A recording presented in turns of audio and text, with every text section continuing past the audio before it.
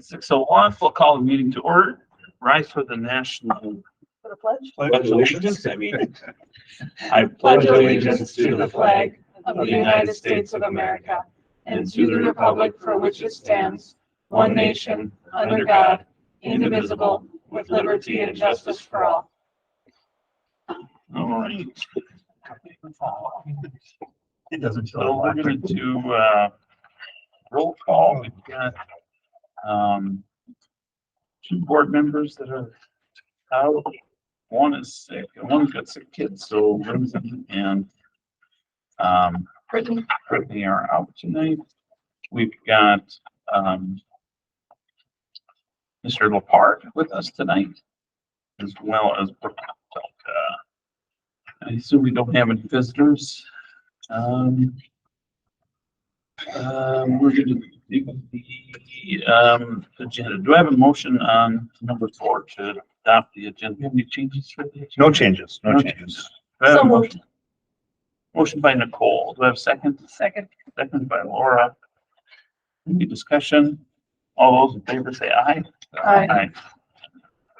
Motion passes. Number 5, public comments, rebel recognition. One act play I know was this last weekend.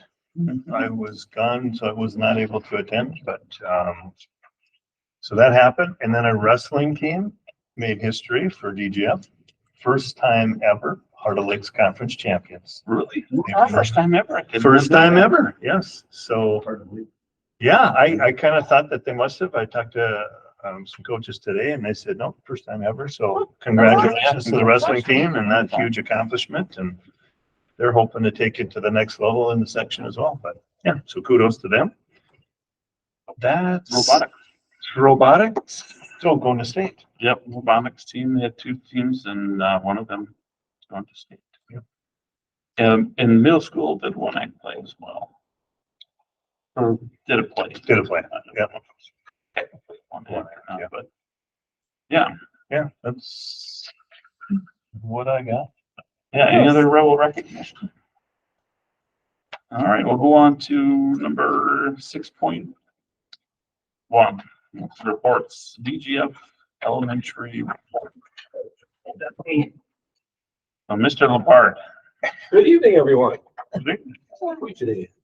So after I typed this up, I should have put this number 1, but today's one of the most popular days of the year because it was an outside recess day after Yeah. 2 weeks. That's true. That's true. Good point. Yeah, for everybody. Yeah. That's good. Kids liked it. Yeah, Yeah. let's get serious. That's the big Yeah. stuff. Number 1 on there, we're going to talk about some current things and then some other things coming up this spring. But kindergarten registrations, that's been opened, and then kindergarten roundup is scheduled for March 26th. We'll do similar to what we did last year, where we'll have all the parents meet us in the gym and we'll do a presentation. Just talk about procedures and protocols leading up to kindergarten starting. And then we'll have Kayla, our nurse, be in there. Eileen, talk about transportation. Kindergarten teachers will be there to talk about what a day looks like, those kinds of things. And then we'll have them do their little walk around the building and get them there. Reading curriculum, just it's going well. It's kind of been how I expected. It would be a challenge. There's a lot to it. They have weekly meetings, grade level meetings to talk about planning for the following week. You can see there it's challenging. The vocabulary is at 2 grades above grade level, so makes it even more challenging when they haven't had that baseline prior to this year. So, but it's going well. It's kind of how I expected things to be going right now. Letters training. We have 30 teachers and admin that meet weekly for about an hour. And then monthly, we meet for about 3 hours in a session with our trainers. And that really reinforces the curriculum very well too. Teacher evals, we have completed 2 of the 3 evals for the non-tenureds. We'll be done with those in early March. And then the tenured teachers will be done this week with those, with the ones that are up this year. Professional week, if you flip over to the other side, we're celebrating them this week. And of course, it's with food. So you can see what we're doing there. And so we appreciate everything they do. Without them, we would never survive in the elementary. All the support that they do for us. Let's see where we at. All Pro Dads. So I talked about this probably a year ago, and it's coming to fruition now. But I have 7 dads that are going to meet with me next Monday. That are pretty excited about this, and it's really just a brainstorm. I have some ideas myself. I think we'll do a kickoff the first time, or I'm just going to propose in late February, early March. I have no idea how big it'll be. It could be as big as our morning breakfast. Even if we got half, I'd be excited about that. Where we'll have a dinner at night, hot dogs maybe. Some games with dad figures and their kids. Somebody will talk. I'll probably talk the first time just to kind of kickstart it. But these dads are pretty pumped about it. So it's cool. It's good to have that start. Let's see. Principal's 3rd grade chess club. That's just letting you know we're starting a chess club in the morning. February 11th or 12th, I think it is, through April, 7 a.m. Those that want to show up, I have about 25 right now that are learn how to play chess with me. So I got to relearn myself a little bit, but it'll be fun. And then I didn't put on here, but bagels is a problem. Did anybody go to high school here? You heard of Mr. bagels? Dvorak. Yes, Yeah. Mr. Dvorak. So yes. Love it. So we're going to do a bagels. It's a problem-solving math kind of game with the 4th graders, and we're going to teach them how to do that and have a tournament by the end of the year for 4th graders. Let's see, American Indian education. So that's kind of been a big deal this year. It's pretty exciting too. So if your district has 10 or more American Indian students, you are supposed to be having a parent committee. We've been doing that, but it's been very limited on participation. So there's been a whole lot more push with funding, like up to last year, I think we had 37,000. This year, Department of Ed and Feds gave us up to $62,000 this year, but you have to use it or lose it. With that, John Dumars and I kind of pulled him into this last year, and we went to, I'd never been to it either. We had a state convention we went to, I think it was April last year, and just really got us both pumped about stuff and possibilities. And we're pretty much starting from ground zero because there's really been hardly any participation. John has really taken this by the reins and done some great things. We figured, how do we get this excitement in with the kids? We figured, so we started with high school kids, and he meets monthly with I don't know how many right now, but I met with them last month. There were 12 kids there, high school kids, 1 middle schooler. And then we're meeting Wednesday night this week. It'll be our first official, I'm going to guess, larger parent group meeting, and students are invited to it as well. So I'm anticipating a pretty good attendance at this. And our goal there is to make a plan for elementary kids to see where we can go for that. But there's a budget. I read with the kids last month. Their eyes were pretty wide on what the possibilities were, so it's pretty exciting. With that, yeah, I guess it's upcoming planning topics that we have for this spring. Below that, so elementary's hopping. And it's going outside for recess. Gosh, it was a good day. Everybody's happy. Oh, kids were buzzing. Staff was buzzing. It was good. I'll do a little follow-up with, Wayne's talking about the reading curriculum, and it's the first year, so it's got its own challenges trying to figure out teachers and everything. You guys know that the state of Minnesota has passed the READ Act, and the first go round, our curriculum was not, but they only picked one so far as an approved one. It's going through a process of our curriculum, which we were told by many, and Wayne was told this last year, Brittany was told too, that this is a very good curriculum. The state hasn't approved it yet. We foresee that happening. There's going to be a letter sent to Commissioner Jett this Friday. And I think there's 20 of us superintendents ranging in size from schools from White Bear Lake, North St. Paul, Maplewood to school, or, DGF to other small schools that have this curriculum. And I've recently purchased it and are in a pretty good, serious conversation with the commissioner to approve it. So we're hopeful that that'll happen, and we can continue on with the learning for our teachers and our students. So, yeah. Anything for me? We're good. All right. Thank you, Wayne. Thanks, Wayne. Thank you, Wayne. So let's move on to 6.2 board committee reports. I've got the DLT on here. And when you said that, it made me think of how I have my notes.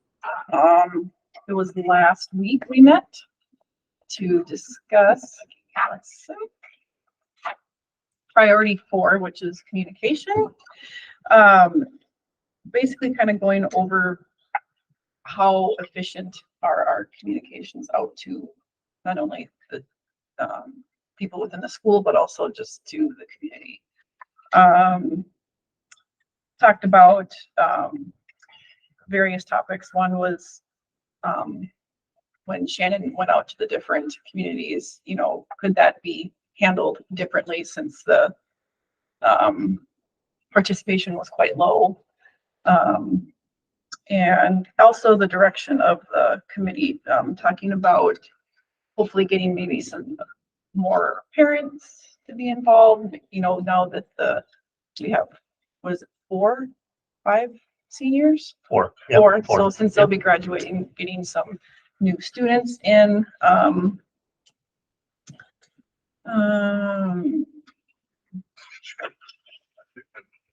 don't know roughly.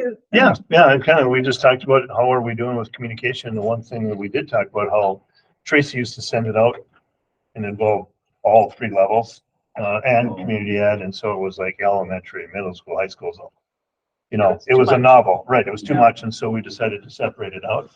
And how we asked, how do people feel? Yeah, it's easier because if I just want an elementary thing, I know I can go to the elementary one. If I want high school, whatever. So that talked about that. Back to kind of what Laura said too, I had those meetings in June. One of the comments from the group I appreciated was June, everybody's kind of shut down, like, oh, good, school's over. We're not going to talk school now. And so and that's when they had the meetings. Because for us, it's like, okay, now I could definitely meet with. So I need to rethink that. And maybe it's a fall thing, when people are starting to think school then again, and maybe wait for a month into school or something and then meet with them because now it's fresh in their head, which makes sense. So going to revisit that. Just kind of how we doing with communication. Talked about teachers and grades. One of the parents said it's better than it's been in the past. So that was positive because I want to make sure we're communicating. Right? And the students were satisfied with them, with their teachers and knowing where they were at. That was nice. Yeah, it was. Yeah. So, Okay, great. Facilities and transportation report.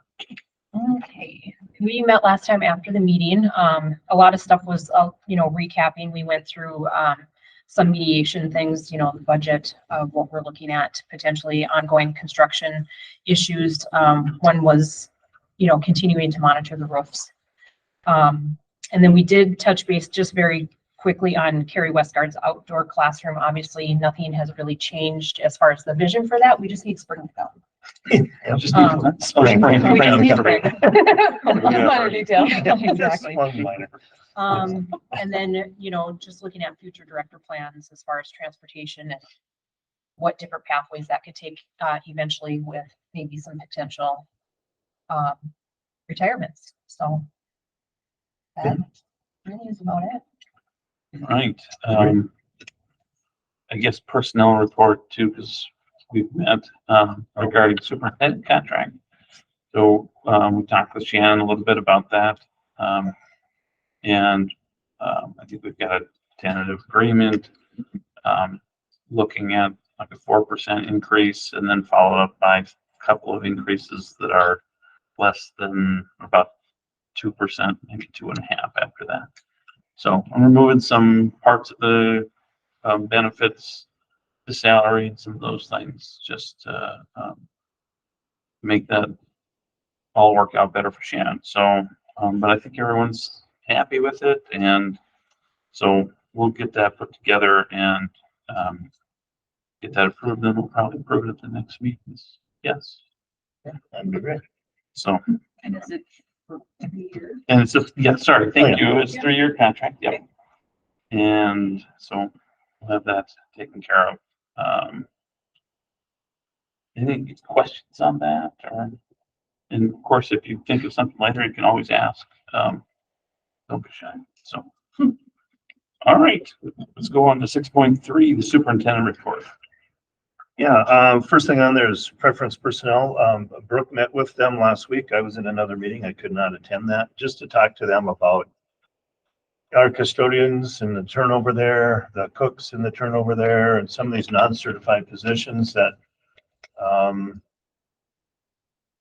that sometimes, you know, we're kind of chasing our tail or we're covering for each other. And it's like, you know what, could preference personnel help us bridge a gap for a week, 2 weeks, whatever? We have some other things to discuss with it. They shared over some ideas and what the contract may look like in an agreement for short-term coverage. So just working through that, just trying to, you know, sometimes we get short-staffed in areas like, you know, Chase can't be cleaning up after every home event because he's short-staffed, or Shannon can't be always in the kitchen in both kitchens at the same time if we're short-staffed. So, you know, it's the same with subbing, right? I mean, there's just like our teacher shortage in subbing, those non-certified are having the same issues. And now, okay, Shannon's gone, who's covering his cleaning his rooms? You know, what's that look like? So just trying to work and say, hey, what's another option here maybe for us to get some coverage and help our areas? So more to come on that here as we move forward, but hoping to have a little more support there. I put wrestling on there, and we already did it too. Talked about the Rebel recognition that they won the HL conference. I just wanted to make sure I have that tonight, which we did talk about. So kudos again to them. We got a letter from the city of Dilworth about an emergency request, and that is their community center is going to be torn down in April. And if there's ever a community, because they're going to be building a new fire hall, but they use that facility in case of an emergency in their community, right? And so they're just asking if they could use or list the Dilworth School as a site until their new facility is built. And I said I would bring it up tonight, but pretty much yes, right?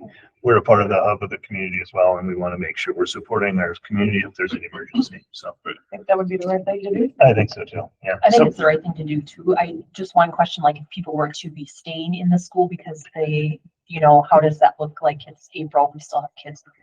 Yep, that's gonna have to be a discussion. You know, I don't know. I mean, we're gonna have to talk to local hotels. Hopefully we maybe. never have to. figure Right. that out. Yeah, we're hopeful.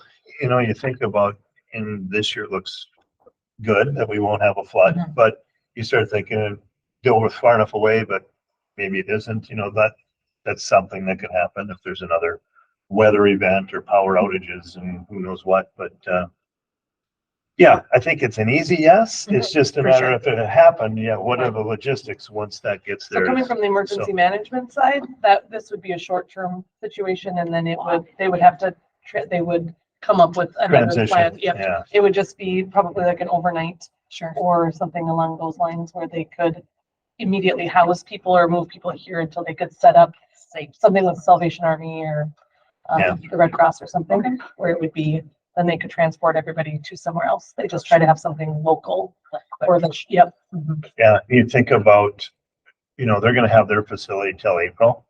The good news is, hopefully, Mhm. after April, it's warm out, our FIADs can be outside or other things. So if we had to isolate our new gymnasium over there, Mhm.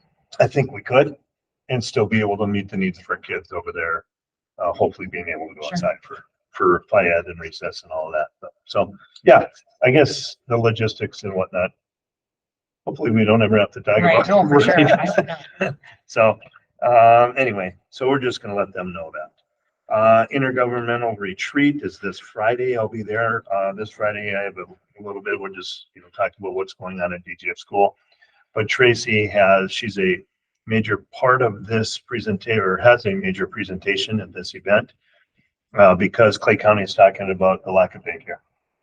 And so there's a county person talking on behalf of the county and the incentives and the programs and what they have and what their needs and shortfalls are. There's going to be a state person speaking, and then Tracy's going to be speaking on behalf of the school district, saying, hey, here's what we've done to help support that need in Clay County, and here's how it works for us, and kind of that deal. So anyway, that'll be Friday.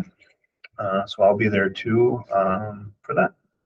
MSBA Foundation. So I put a letter in front of each of you. This is just the invite that went out. Obviously it had their names on it. But this is just kind of the basic, letter that went out. It's going to be, Wednesday, January 31st at 7 o'clock. We're going to meet in the community room. John and I met again today. We have an agenda put together. It's just gonna start, make the little snowball and put it on the top of the hill. And hopefully it starts rolling and getting bigger and get some momentum. And so there can be a board established and they can take it. It's not a school thing. It supports the school and that, but it's not Shannon Hunsted's foundation. It's not the school's principals doing it. It's community, right? And so just doing some planning. We have a bunch of bylaws and things from other foundations. So it's just to kind of give a group of people some tools and hopefully they'll run with it. And we're excited about that and the future of how that can help our school system. So anyway, and what I should say is I'd like you guys are welcome to come as school board members. I'd like you, if you can make that work, I would love for you guys to attend. Because then they get to see you too. And you guys might be somebody, whether you stay on the board for a long time or, depending on where you're at, you could serve on this board as well. So just throwing it out there. Okay. MSBA conference recap. So there was a few of us. We had David, Amy, Lindsay, Brooke, and myself went down. I thought it was a real good conference. MSBA just is very professional. They have quality breakout sessions. So it was good. Spent some time, myself in a Pelsey one. So that's the licensing for our teachers and just the flexibility and having some flexibility because it's so hard to find teachers, especially licensed in the high school for certain areas. And they're really working with school districts. And I was just really appreciative of that. The keynote speakers were good. I don't know, it was just a good conference. It's always nice to just visit and talk about DGF and what we're doing. We did have some time to talk about the foundation. So you guys had questions for me about kind of what we're thinking. So that was good discussion. And yeah, it's just good to just meet in a different light. So Yeah, the conference, I think, like Shannon said, the breakout sessions were really good. And the speakers were good too. So it was fun time had by all. yeah, it was good.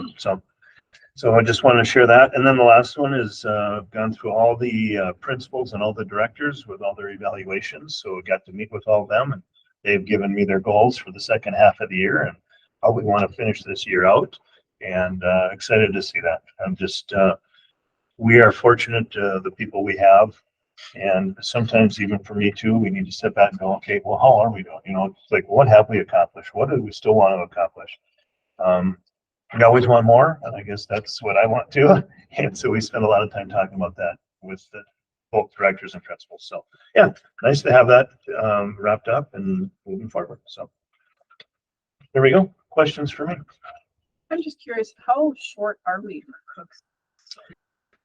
Well, we have enough staff right now. It's just we've had some turnover. We'll take that back. We're having somebody in 2 weeks and we haven't replaced that person. So somebody put in a notice. So that's kind of how this got going again. Just we're tapped out a little bit on our people that we can grab. And then the other thing that's real is people get sick, right? I mean, you need a sub. It's like we talked about teachers too. And then we don't have a sub pool to grab from. So even there, could preference have somebody, can we give them a day notice and we can have somebody the next day to help us maybe? Because there's people around them that can help, right? Support and train them and whatnot. But yeah, it's not a revolving door, but it's kind of a revolving door, especially with subs, I would say. And Is there a fee that personnel, they charge the school district to bring people in. Right, and that's, so I have a contract, I haven't had a chance to, and that's what I'm saying, we got some more discussion, we have to work with them. Brooke did have the meeting with them last week, they shared their documents and kind of what their practice is. And so I just gotta go through that too, and, so, just like any temp service, let's say Wayne comes from preference, and we need him because we didn't replace a position, and he's going, well, hey, I could be the cook, or I could be the custodian for a while, and geez, Wayne's really working out. Be great if we could just hire him. They do have a rule there, it's 90 days. They gotta take care of their end too, and there's gotta be some fees to cover that, and then we would sit down with Wayne and offer him something that 90 days we could hire him. So that's kind of nice too, right? So if you find somebody that's good and loves what they're doing and works out, good hire them. So, yeah. It's like anything, I just don't want to sit here and forever and go, oh, that's too bad we don't have anybody. Oh, that's too bad. It's kind of like, it's brought up from the directors. I think maybe it was Shannon Nowak or Chase or who brought it up. I thought, what, that's a good point. We should look for other options. Whether we act on it or not, I guess we'll see, but yeah. Well, thanks. Any other questions? All right, we'll move on to 7.1, motion to approve the meeting minutes. Do I have a motion? So moved. Motion by Nicole. Amy. Amy, I'll second it. thank you. Second by Nicole. We have a motion. Do we have any discussion? All those in favor say aye. Aye. Opposed? Motion carries. Consent agenda. So we've got 8.1 claims and accounts for January 2024. Is $302,753.45. Right. Treasurer's monthly budget report was in your packet. And then also we've got the approval of resignations of Kaylee Hensel, food service, effective January 11th. Resignation of Valerie Bilta, food service, effective January 16th. And the resignation of Michelle Krupik, food service, effective January 26th. And last, we've got a donation from Country Financial, amount of $150 for DGF robotics. Money well spent by them and much appreciated. Do I have a motion? Someone. Motion by Laura. Do I have a second? Second. Second by Micah. Any discussion? All those in favor say aye. Aye. Approved. 9.1, committee representatives. Let's start with getting the motion. This motion. So moved. Motion by Amy. I have a second. Second. Second by Nicole.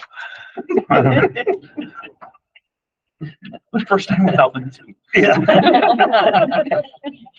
I'm hearing voices. Who is it? Nicole's? So, any discussion, we did, sent this around and we talked a little bit about it, but no one seemed too terribly interested in moving. But we did move Brittany onto the budget. And she's the treasurer, and then Laura onto facilities. And so that's the big change. I don't think other than some like this Minnesota School Board Association, they're supposed to change because I'm the board chair, but beyond that, I think everything's pretty much the same. Anybody have any questions or concerns? We did get rid of the technology committee. Yes, we did. Weren't you on? I've been on the technology committee since I started, so I did such a bad job. The heck with that, I'm not doing anything. We're getting rid of that. So, all right, so we have a motion and a second. Hearing no more discussion. All those in favor say aye. Aye. Aye. Opposed, motion carries. 9.2, proclamation of paraprofessional. We have a motion. So moved. Motion by Laura. Do I have a second? Second. Second by Micah. I think, do we have the proclamation? Yep. Okay. And this, okay. I can read it if you want. Minnesota is home to more than 20,000 paraprofessionals who provide multiple services in our schools, Paraprofessionals offer support throughout the classroom and contributes to the success of students and their teachers. And whereas the support and services provided by paraprofessionals are integral to student achievement, paraprofessionals take on a wide range of responsibilities to meet the unique needs of the students in their care. Their dedication and support supports safe, effective, and engaging learning environments throughout Minnesota. And whereas Minnesota's Department of Education is committed to excellence in education and recognizes the important role that paraprofessionals play in ensuring success in our schools. And whereas Minnesota celebrates the essential contributions of paraprofessionals during Paraprofessional Recognition Week. And that is the resolution by the Governor Tim Walz. Got a motion, a second. Any discussion? All those in favor, say aye. Aye. Aye. Opposed? Motion carries. 9.3, this is for the approval of first reading of the following policies. This is not the only reading, this is the first reading of two. Right. Okay. Superintendent selection, 303, 304, superintendent contract duties evaluation, 305, policy implementation, 306, administrative code of ethics, 401, equal employment opportunity, 402, disability non-discrimination policies, 403, discipline, suspension, and dismissal of school district employees, 404, employment background checks. Do I have a motion? So moved. Motion by Nicole. Do I have a second? Second. Second by Laura. Any discussion? We do have a meeting, a policy meeting following this board meeting tonight, so we'll be discussing them more like that. Many changes in this group of policies No, or? these are pretty standard from MSBA, but Yeah. again, we'll discuss them after this, and if there's anything that comes up, we'll share. Any other discussion? Hearing none, all those in favor say aye. Aye. Opposed? Motion carries. 9.4, final budget for fiscal year 24. Do I have a motion? So moved. Motion by Micah. Nicole, you want to second that? I'll second that. Any discussion? Yeah, I guess I just wanted to make sure so you can see, if you have those documents in front of you. The final budget is, we're gonna show a surplus of 30,000, just over 30,000. I shared with you guys in our weekly update or the weekly update last Friday, also how the unassigned and the restricted and all those joyous things with the state of Minnesota. And so how we're going to adjust our restricted. And so we're going to show a loss in the restricted there. We're going to show a gain in the unassigned.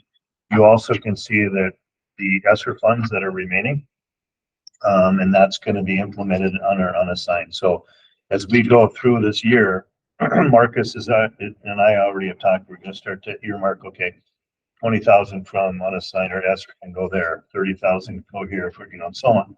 And where can we use it? So it's going to all be budgeted out. So those things are by the end of the year that's gone. And they'll all be under the unassigned periods. So then you can also see with that being said, what our unassigned surplus at the end of this year, in addition to what we already have, we can add this number to it. So our unassigned, if we can follow this and stay on pace the way we feel we can, our unassigned will be at about 1.2, almost 1.3. At the end of this year, which was my original goal, that I got nervous it wasn't going to be possible, and just the adjustments and things we're learning about the restricted and unassigned, we're able to make that happen. So very optimistic in how this, we've had many conversations, and so I feel really good about the direction we're going with that. So anyway, And the restricted fund balance is pretty high right now. yes, it is. It's a little bit out of proportion, right? And we need restricted too, but restricted, as you know, with all the new statutes and whatnot, comes usually, it doesn't always cover it, but there's money earmarked for it. And so making some minor adjustments there, I think will be okay. So this is kind of that correcting that we've done, with Marcus and I coming on at the same time, kind of learning the process and together and how to make the shifts. This is kind of dialing all that in. So yeah, it's great. Other questions for me? I do have a breakdown because there's some differences from the preliminary to the final. And Marcus and I went through and told them to write as we were going through it, okay, on district, make sure. So if you just to let everybody know, the district wide, we had a TRA cleanup, which was $100 and some thousand. That if you have questions about that, I'll explain that to you. Insurance increase, biggest increase was cybersecurity. If you guys remember our insurance, we bumped that up to protect us for cybersecurity. So that, because if you look at the district office, that one had the biggest change. The TRA cleanup was a little over 100,000. So anytime you do that, that's substantial. Elementary, our EL position was filled with some temporary people because we had somebody leave late. Middle school was down a little bit, and that's just, we have an interventionist now, but it's a part-time instead of a full-time. So that's why that's better. High school, we have a half-time guidance counselor instead of a full-time. And social studies, just from maturation, somebody retiring and bring somebody in. So if you start breaking all this down, at the end of the day, we come out in a better place. So I have a bunch of other stuff too, but if you have questions, I got it for you. I don't need to bore everybody with every detail and every budget. But anyway, just wanted to make sure I shared a little bit of that. So. Any other discussion? Hearing none, all those in favor say aye. Aye. Opposed? Motion carries. 9.5, non-certified contract. This is for non-certified contract for Stephanie Hansen, paraprofessional class 2, step 10, effective February 5th, 2024. Do I have a motion? Motion by Laura. Do I have a second? Second. Second by Amy. Any discussion? All those in favor say aye. Aye. Opposed? Motion carries. 9.6 is for a non-certified contract for Elda Longoria, paraprofessional class 2, step 4, effective January 30th, 2024. Do I have a motion? So moved. Motion by Nicole. Do I have a second? Second. Second by Laura. Any discussion? And none, all those in favor say aye. Aye. Aye. Opposed, same sign, motion carries. 10.1, the next board meeting is Monday, February 12th at the DGF Community Room in Glendon, followed by the Budget Committee meeting after that in the same site. All right, the regular meeting of the Dilworth Quinn Felton School Board is adjourned. Better be 8.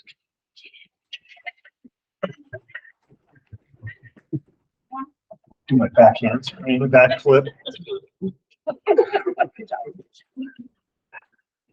It's so funny. Okay. Just so nervous, we're done.